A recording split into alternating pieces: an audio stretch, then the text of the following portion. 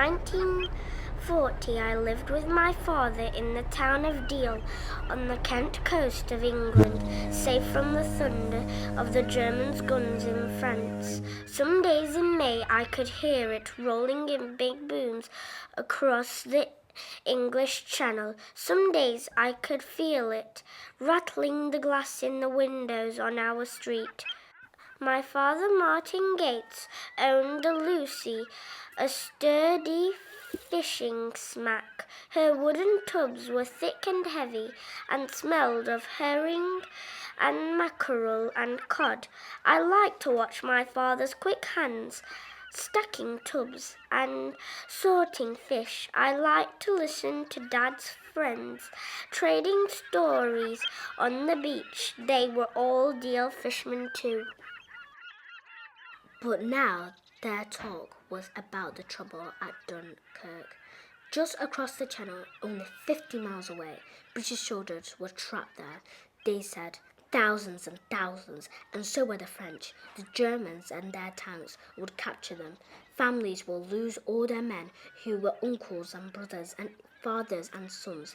Every boat on the English coast was needed to go and help. The owners were to report for orders and for maps and charts. My brother John was a British soldier fighting in France. Maybe he was in trouble too. Maybe he was trapped on the beaches of Dunkirk and was waiting for the Navy ship or fishing boat like Lucy to bring them home. Fishermen on the beach said I was my father's daughter. I could set an anchor and call a rope and nudge speed in Lucy's old engine, better than some of the villagemen who were signing up to go to Dunkirk, like Mr. Lewis, who worked in the post office, Mr. Crippen, the locksmith, and Mr. March, who taught geometry to John. So I pulled on a wool cap of my father's that smelled of herring and a patched pair of John's outgrown trousers. Only my father knew it was me. Hurry, not much time. Too many men, not enough ships.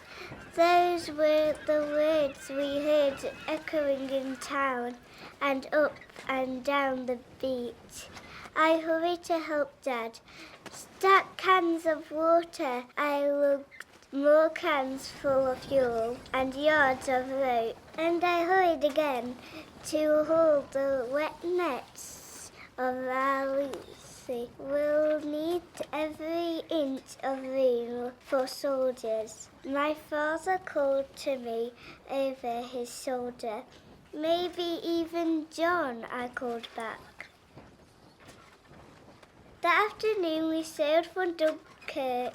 Dad didn't have much time for talk. He kept his words in his hand, steering a rope ladder and checking the engine gears. And he kept his words in his eyes, reading the channel charts and maps, scanning the sky thick with clouds. My father wasn't famous, but he knew about the sea and the tides and currents and how to steer clear of the Goodwin sands. He was the one who had taught me to read a compass, and he could name all the stars at night, like the explorers I had studied in school.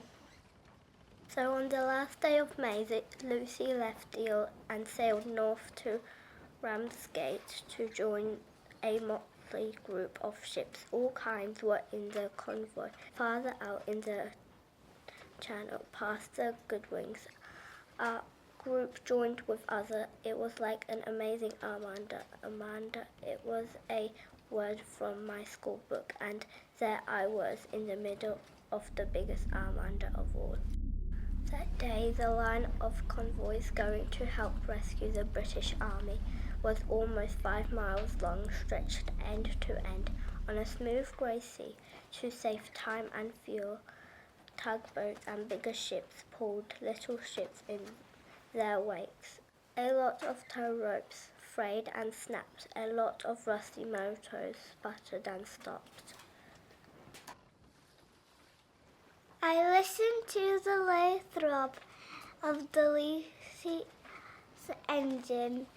Hour after hour, mile after mile, steady engine, steady friend. The dozens of ships around us were headed to Dunkirk. The littlest ships looked even smaller under that sullen Channel sky. Everyone in the boats around the Lucy knew there was terrible trouble up ahead. Big Navy ships passed with their white wakes, going the other way, headed back from Dunkirk to England and to home. They made a silent parade, not grand, just uniform brown and battleship grey.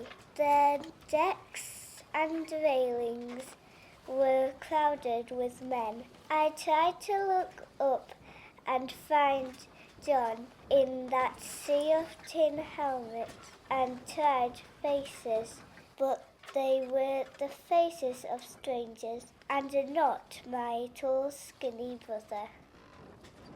Dad handed me a mug of strong sweet tea and a woolly thick jacket to keep off the Channel chill. When our convoy reached the French coast, other guns were answering back, and then the Lucy was there of Dunkirk's beaches in the night and in the early morning, and it was real. All the oily smoke that got in my eyes, and all the terrible noise that got in my ears, and all the men, the sandy beaches and Dunkirk were black with lines that curved like snakes. And the lines were British soldiers, and the French were there too. There were even men standing shoulder to shoulder along the length of the mole, the narrow wooden pier in Dunkirk's harbour, thousands of soldiers waiting for ships. We stayed close in a minesweeper, then sailed into the shallows to ferry our first load. I called back the depth of the water as Dad steered the Lucy toward the beach, not a beach like Deal's. This beach was wide and flat, its sand covered by men who were hungry and thirsty, by horses running loose from their French riders, by dozens of barking dogs, by trucks and equipment, by the wild mess of an army on the run. And there were hundreds of other ships that were little like ours, English and French, Belgian and Dutch. We were all there rowing and carrying and paddling and ferrying, from the sand beaches to the big ships, anchored out in deep water and back again. My father gazed at the thousands of men, and I knew he was thinking about our John. He stood at the helm, holding the Lucy steady in the water, against the wakes from other ships, against broken planks washing toward the beach, against lost boots and army coats, and everything that soldiers leave behind when they can take only themselves. I had to stand tall and help my father. I had to help soldiers whose name I never knew, and not say that I was afraid to see war. I had to pretend that my arms didn't ache from holding soldiers dripping wet onto the rocking deck of our boat. My hands were rubbed raw inside the work gloves that fit my dad, not me. Most of Dunkirk was burning, town and harbour, houses and docks. I had to rub the stink from my eyes, not from the tears, but from the black smoke, and I couldn't look for more than a second at a soldier who cried for me to give him water, who had no bandages, just blood all down his front. We ferried a Cavan Highlander who couldn't find his regiment, and a red-faced cook who spoke only French, and so many British soldiers that I lost count of how many in all the Lucy's loads. Out to the big ships, I saw two men side by side in a half-swamped rowboat, pulling on oars for hours, ferrying a beaten army, a few men at a time. I saw a plank raft with a rusty old bicycle strapped down with bits of rope, and a soldier who had lost his helmet, but who brought a parakeet in a cage. I saw many who were brave and some who were not. I heard shouts in English and in French and in Belgian and in Dutch.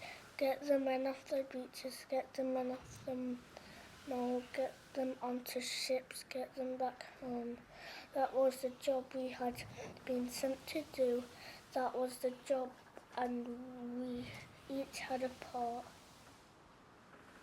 I kept checking the Lucy's fuel.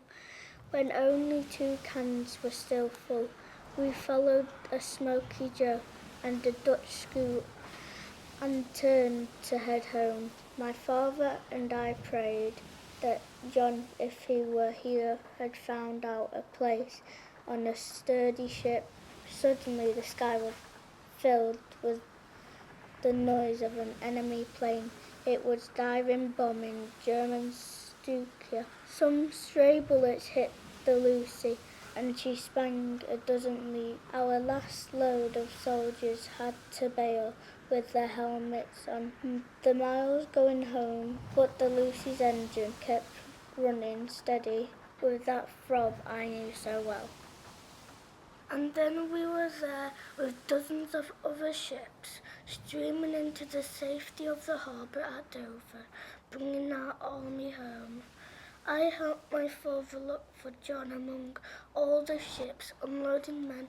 I asked busy officers who were yelling orders, but no one could tell me news. The ships crowding in the harbour were full of tall, skinny soldiers, but none were John Gates from Deal. Mr. Lewis and Mr. Marsh spotted the Lucy and came to tell us how they'd been towed by a Scottish trawler all the way back to the white cliffs of Dover, and then they looked away and said Mr. Cribben wouldn't ever be coming home, and so we went back to Deal and sailed the Lucy onto the narrow beach. We kept the black and matted dog that a French sergeant had asked us to take. I named his Smoky Joe. Smoky, with his damp rope collar, was a part of Dunkirk that we brought home to Deal. On June 3rd, we got word that John had come back safely on the Belgian tug, and the very next day I sat by the radio with my father and Smoky Joe. I sat up straight when the Prime Minister thundered his grand speech. I was glad that Mr. Churchill didn't keep his words in his hands and in his eyes in a way of Deal fishermen. At first he had thought only a few men could be saved from the beaches of Dunkirk. He was wrong. The newspaper later said over 338,000 men came home, but I think Mr. Churchill knew all along that our country could do it if everyone pulled together. That's why he sent all those big Navy ships and the little ships like our Lucy too.